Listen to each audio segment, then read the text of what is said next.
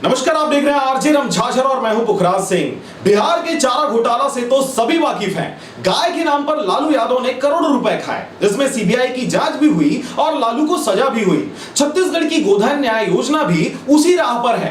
कहीं चारा घोटाला जैसा हर्ष ना हो जाए इस पब्लिसिटी योजना का। लाखों स्कूली छात्र इन दिनों चरवाहा बनने की राह पर नजर आ रहे हैं। देखिए रिपोर्ट। बिहार के चारा घोटाला से तो सभी वाकिफ हैं। गाय के नाम पर लालू ने करोड़ों रुपए खाए, इसमें सीबीआई की जांच भी हुई और लालू को सजा भी। छत्तीसगढ़ की गोधन न्याय योजना भी उसी राह पर है। राज्य में 3.5 सालों में 8,000 गौठान बन चुके हैं। हर एक गौठान में 50 लाख से 1 करोड़ तक का खर्च किया जा चुका है। बावजूद इसके सभी मवेशी सड़क में ही पाए जाते हैं। छत्तीसगढ़ की किसी भी सड़क में आप चले जाएं, गाय जरूर मिलेगा। अधिकतर गौठान बंद पड़े हैं, जबकि सरकार का गौठान बनाने के पीछे तो यही तर्क था कि सभी आवारा मवेशी गौठान में ही रहेंगे और रोड में इनसे कोई एक्सीडेंट नहीं होगा। असल हालात तो हर दिन अखबारों और समाचारों में देखा जा रहा है। हाल ही में केंद्रीय मंत्री गिरिराज सिंह के कोरबा दौरे के दौरान भी उन्होंने पंचायत के अधिकारियों को चिल्लाया था कि सारे गाय तो रोड पर हैं, मतलब पैसों की बर्बादी है गोधन न्याय योजना। बाकायदा उन्होंने रोड पर मवेशी के वीडियो को फेसबुक पर भी साझा किया था। गाँव में भी लोगों को खेती के समय आवारा मवेशियों से समस्याएं आ रही है। गाँव के करोड़ों फंड को गौठान के नाम पर फूकने के बाद भी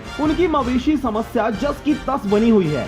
फंड के कमी के कारण पंचायत में कोई दूसरा काम नहीं होता। अब जब गौठान का मूल उद्देश्य पूरा हुआ ही नहीं, तो इसका मतलब तो यही है कि जो हजारों करोड़ रुपए इन्वेस्ट हुआ है वो वेस्टफुल एक्सपेंडिचर है। इसी तरह सरकार जो दावे करती है कि 300 करोड़ की गोबर खरीदी हो चुकी है, उसमें भी बहुत सवाल उठते हैं। आखिर गोबर से क्या 300 करोड़ का वर्मी कंपोस्ट बना और बेचा? जवाब है ना। बहुत से गोबर जो खरीदी हुई, कुछ गौठानों में वो बारिश में ही बह के बर्बाद हुआ। समूह जो वर्मी कंपोस्ट बना रहे हैं वो गुणवत्ताहीन है, इसको प्राइवेट सेक्टर और किसान खरीद नहीं रहे। खाद की कमी समाचारों और विधानसभा सत्र में भी छाया रहा। हर एक गौठान में गौठान समिति भी बनाई गई है, जिसको हर महीने पैसे दिए जाते हैं। जब गौठान चल ही नहीं रहा और मवेशी रुक ही नहीं रहे, तो फिर ये फालतू के पैसे इन गौठान समितियों को क्यों दिए जा रहे हैं? ये सब से साफ पता चलता है कि गौठान में फालतू का व्यय हो रहा है और अपने संबंधितों के जेबें भरी जा रही हैं। 28 जुलाई से सरकार गोमूत्र भी खरीदने जा रही है, 4 रुपए प्रति लीटर के हिसाब से। इसमें भी बहुत से सवाल उठते हैं। अगर कोई पानी मिला के लाएगा तो कैसे पकड़ेंगे? अगर कोई दूसरे जानवर का मूत्र लाएगा तो कैसे पकड़ेंगे?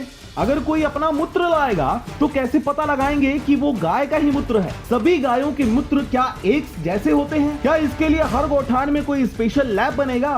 गोमूत्र है या किसी और का मूत्र, यह पता लगाना असंभव है। जब यही नहीं पता चलेगा तो फिर इस पे पैसे बर्बाद करने का क्या मतलब? अगर सही खरीद भी लिए तो इसका क्या करेंगे? जब गोबर से बना खाद लोग नहीं खरीद रहे, तो फिर इससे बने जैविक खाद को कैसे ले पाएंगे? ये तो जनता के पैसों की बर्बादी ही है। लाखों स्कूली छात्र चरवाहा बनने के कगार में हैं। हाल ही में भारत सरकार की तरफ से नेशनल अचीवमेंट सर्वे के आंकड़े जारी हुए हैं, जो राज्यों के स्कूल शिक्षा के स्तर का सही आकलन करता है।